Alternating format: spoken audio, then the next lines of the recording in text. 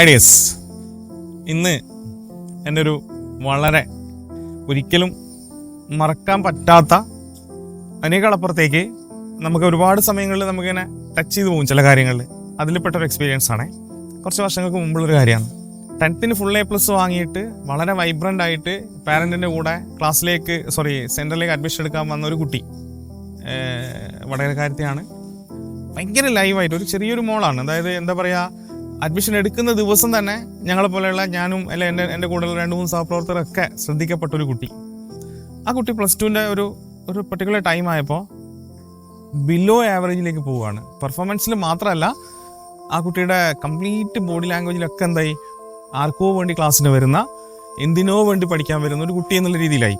അപ്പോൾ സ്വാഭാവികമായിട്ടും നമ്മൾ ശ്രദ്ധ ആ കുട്ടീനിലേക്ക് പോയി. കുട്ടീനെ ഞാൻ പാരൻറ്റിനായിട്ട് കമ്മ്യൂണിക്കേറ്റ് ചെയ്തു. കുട്ടീനോട് ഞാൻ സംസാരിക്കേണ്ട ആദ്യം.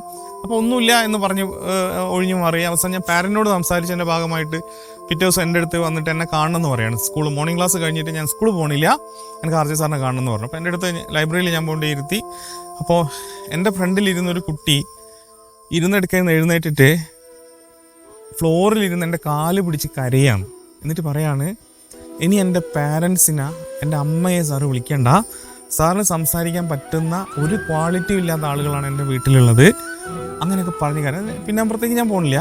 അപ്പോൾ ഞാൻ പറഞ്ഞു വന്നതെന്ന് വെച്ചാൽ, അപ്പോൾ ഞാൻ അതിൽ കൃത്യമായിട്ട് അന്വേഷിച്ചപ്പം എന്നും കുട്ടിയോട് വളരെ കൃത്യമായിട്ട് കമ്മ്യൂണിക്കേറ്റ് ചെയ്തുകൊണ്ടിരിക്കുന്ന പാരൻസ് ഒരു സമയമായപ്പോൾ മറ്റേതോ ഒരു സ്ഥലത്ത് എൻഗേജ് ആകുകയും കുട്ടീനെ ശ്രദ്ധിക്കാൻ പറ്റാത്തൊരവസ്ഥ ഉണ്ടാകുകയും വീട്ടുകളിൽ നിരന്തരമായിട്ട് അച്ഛനും അമ്മയും തമ്മിലുള്ള അടി ഉണ്ടാകുകയും അങ്ങനെയൊക്കെ ഒരുപാട് പ്രയാസങ്ങൾ ആ കുട്ടിയുടെ ആ ഒരു ചെറിയ സമയത്തിൻ്റെ ഉള്ളിൽ വരികയും ആ കുട്ടിയുടെ അനിയനും എന്താണ് കംപ്ലീറ്റ് സിസ്റ്റം ഇംബാലൻസ്ഡ് ആയി പോവാണ്.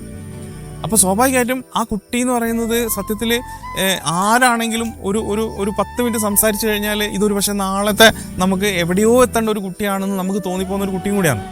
അപ്പോൾ ഞാൻ പറഞ്ഞതെന്താ വെച്ചാൽ, പാരൻസിനോടാണ് പറയുന്നത്. അപ്പോൾ ഞാൻ ആ പാരൻസിനെ വിളിച്ചു, കൗൺസിൽ ചെയ്യിച്ചു. അല്ലെങ്കിൽ ഞാൻ അവരെ കോഴിക്കോട് ഒരു പാരൻസിനെ കൗൺസിൽ ചെയ്യാനുള്ള സംവിധാനം ചെയ്തു കൊടുത്തു. അങ്ങനെ ഓൾമോസ്റ്റ് അത് തിരിച്ചു വന്നെന്ന് തോന്നുന്നു. പിന്നെ അതിനപ്പുറത്തേക്ക് ഞാൻ പോയിട്ടില്ല. എനിക്ക് നിങ്ങളോട് പറയാനുള്ള എന്താണെന്ന് വെച്ചാൽ, നമ്മൾ ഇന്നത്തെ കാലത്ത് ഒരുപാട് നെഗറ്റീവ്സ് കേൾക്കുകയാണ്, നമ്മൾ ചർച്ച ചെയ്യാറുണ്ട്, നമ്മൾ സോഷ്യൽ മീഡിയയിൽ പങ്കുവെക്കാറുണ്ട്, ഇതേപോലെ എന്നെ പോലെയുള്ള ആളുകൾ നിങ്ങളോട് ഇങ്ങനെ ഷെയർ ചെയ്യാറുണ്ട്. പക്ഷെ ഞാൻ എന്നും പറയാമെന്ന് വെച്ചാൽ, നിങ്ങൾക്ക് എല്ലാ ദിവസവും നിങ്ങളുടെ മക്കളോട് സംസാരിക്കാൻ പറ്റുമോ? എല്ലാ ദിവസവും നിങ്ങൾക്ക് ഇനി പാരൻറ്റ് പുറത്തൊക്കെ ആണെങ്കിൽ, അതായത് എബ്രോഡൊക്കെ ജോലി ചെയ്യുന്ന ആളുകൾ, ജോലി സംബന്ധമായിട്ട് പുറത്തൊക്കെ നിൽക്കുന്ന ആളുകളാണെങ്കിൽ എല്ലാ ദിവസവും ഒരു അരമണിക്കൂർ നിങ്ങൾക്ക് ഫോണിൽ വിളിച്ചിട്ട് വീഡിയോ കോൾ ചെയ്ത് സംസാരിക്കാൻ പറ്റുമോ? എല്ലാ ദിവസവും നിങ്ങളുടെ പ്രൈമറി പാരൻറ്റ് കണക്ട് ചെയ്ത പല സ്ഥലത്തുള്ള ആളുകളുമായിട്ട് ഒരു കോൺ കോൾ ചെയ്തിട്ട് ഒരു അരമണിക്കൂർ സംസാരിക്കാൻ പറ്റുമോ? നിങ്ങളെ കുട്ടി സ്കൂൾ വിട്ട് വീട്ടിൽ വരുമ്പോഴത്തേക്ക് കുട്ടിയോട് ഓരോ ദിവസത്തെ ആക്ടിവിറ്റീസും കൃത്യമായിട്ട് ചോദിക്കാൻ പറ്റുമോ? അന്നുണ്ടായ സങ്കടങ്ങളും സന്തോഷങ്ങളും നിങ്ങൾക്ക് ഷെയർ ചെയ്യാൻ പറ്റുമോ? നിങ്ങൾക്ക് ചെയ്യാൻ പറ്റുമെങ്കിൽ ഒരു കാരണവശാലും കുട്ടി നിങ്ങളുടെ കയ്യിൽ നിന്ന് പോവില്ല. ഒരു കാരണവശാലും. ഞാനൊരു ചെറിയൊരു എക്സാമ്പിൾ കൂടെ. കേരളത്തിൽ ഏറ്റവും അറിയപ്പെടുന്ന ഒരു പൊളിറ്റീഷ്യൻ എൻ്റെ വളരെ അടുത്ത സൗഹൃദത്തിലുള്ള ഒരാളാണ്. അപ്പം ഞാനിങ്ങനെ പല സമയത്തായിട്ട് പുള്ളിയുടെ കൂടെ യാത്ര ചെയ്യേണ്ട സാഹചര്യം ഉണ്ടായിട്ടുണ്ട്. അപ്പോൾ രാത്രിയിൽ ഞങ്ങൾ റൂമിൽ സ്റ്റേ ചെയ്യാൻ എത്തിക്കഴിഞ്ഞാൽ ഒരു 10-10:45 ആകുമ്പോഴത്തേക്ക് എന്ത് ചെയ്യും, പുള്ളി എന്നോട് പറയും, ആദ്യം എന്നോട് പറയും, RJ ഒരു അരമണിക്കൂർ എനിക്ക് പേഴ്സണലി കുറച്ച് സമയം. എന്താ അരമണിക്കൂർ എന്ന് വെച്ചാൽ, ലോകത്തിൻ്റെ ഏത് കോണിലാണെങ്കിലും ആ അരമണിക്കൂർ പുള്ളിയുടെ ഭാര്യ, പുള്ളിയുടെ 2 മക്കൾ, ഈ 4 ആളുകളും തമ്മിൽ എന്ത് ചെയ്യാണ്, എല്ലാ ദിവസവും സംസാരിക്കുകയാണ്.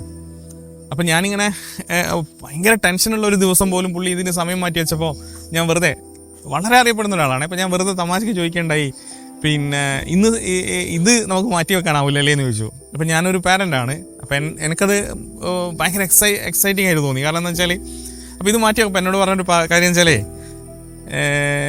RJ നമ്മൾ സംസാരിക്കാനില്ല എങ്കിൽ അവരോടൊക്കെ മറ്റു പല ആളുകളും സംസാരിക്കും. അപ്പം നമുക്ക് കൃത്യമായിട്ട് അവരോട് സംസാരിച്ച് കഴിഞ്ഞാൽ അവരെന്നും നമ്മൾ തന്നെയായിട്ടുണ്ടാവും. എന്തോ അറിയില്ല, എൻ്റെ മൂത്തയാൾക്ക് 28 വയസ്സായി, രണ്ടാമത്തെ ആൾക്ക് 24 വയസ്സ് കഴിഞ്ഞു. ഈ കാലത്തിൻ്റെ ഇടയിൽ ഞാൻ എന്താണോ പ്രതീക്ഷിച്ചത് ആ രീതിയിൽ തന്നെ പോയിക്കൊണ്ടിരിക്കുന്നുണ്ട്. ഇനി അത് വലിയ രീതിയിലൊന്നും മാറ്റമില്ലാണ്ട് അവരെ ലൈഫ് അച്ചീവ് ചെയ്ത് പോകാൻ പറ്റുമെന്നുള്ള വിശ്വാസം എനിക്കുണ്ട്. ഒരു രക്ഷിതാവ് എന്നുള്ള നിലയിൽ ഞാൻ ചെയ്യേണ്ട എൻ്റെ ഒന്നാമത്തെ ഉത്തരവാദിത്തമാണ് ഞാൻ ചെയ്തുകൊണ്ടിരിക്കുന്നത്. അത് ഭയങ്കര എക്സ്പീരിയൻസാണ്. അപ്പോൾ പ്രിയപ്പെട്ട രക്ഷിതാക്കളോട് പറയാനുള്ളത് എന്താണെന്ന് വെച്ചാൽ, നിങ്ങൾ നിങ്ങളുടെ കുട്ടികളോട് എന്നും സംസാരിച്ചുകൊണ്ടേയിരിക്കുക. ഒരുപക്ഷെ നിങ്ങൾ ചോദിക്കുന്ന എല്ലാ ചോദ്യങ്ങളും കൃത്യമായ ഉത്തരം തരണമെന്നില്ല. പക്ഷെ നിങ്ങൾ നിരന്തരം ചോദിച്ചുകൊണ്ടിരുന്നു കഴിഞ്ഞാൽ, നിങ്ങൾ നിരന്തരം അവരുടെ പ്ലസും മൈനസും വീട്ടിൽ നിന്ന് സ്കൂളിൽ നിന്ന് കയറി വരുന്ന ഒരു കുട്ടിയോട് നിങ്ങളുടെ മുഖം ഒന്ന് വാടിക്കഴിഞ്ഞാൽ, എന്താ അങ്ങനെയെന്ന് ചോദിച്ചു കഴിഞ്ഞാൽ, നിനക്കെന്താ സുഖമില്ലേ, തലവേദന ഉണ്ടോ, അല്ലെങ്കിൽ ആ രീതിയിൽ നമ്മൾ അവരോട് ഇൻട്രാക്ട് ചെയ്ത് കഴിഞ്ഞാൽ 100% നിങ്ങളുടെ കുട്ടി നിങ്ങളുടെ കൂടെ ഉണ്ടാവും. ഈ പറയുന്ന ഒരു ലഹരിക്കോ അല്ലെങ്കിൽ മറ്റേതെങ്കിലും വേറെ പേഴ്സണൽ ആക്ടിവിറ്റീസിലോ നിങ്ങളുടെ കുട്ടി ഉൾപ്പെട്ടു പോവില്ല എന്നുള്ളത് എൻ്റെ ചെറിയൊരു എക്സ്പീരിയൻസിൻ്റെ വെളിച്ചത്തിൽ ഞാൻ നിങ്ങളോട് ഷെയർ ചെയ്യാണ്.